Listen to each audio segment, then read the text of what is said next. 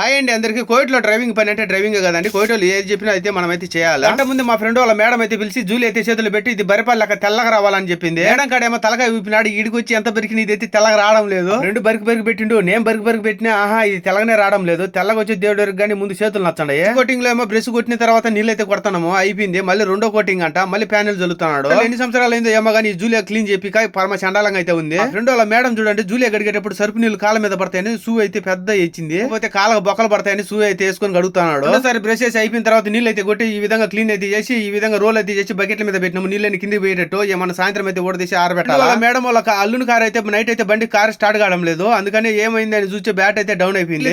మొహమ్మద్ అంటే వైర్లు అయితే తీసుకొచ్చిండు, అయితే సన్నగా ఉన్నాయి. దీని తోడుగా మళ్ళీ దీనికైతే ఒక పక్క క్లిప్ కూడా లేదు.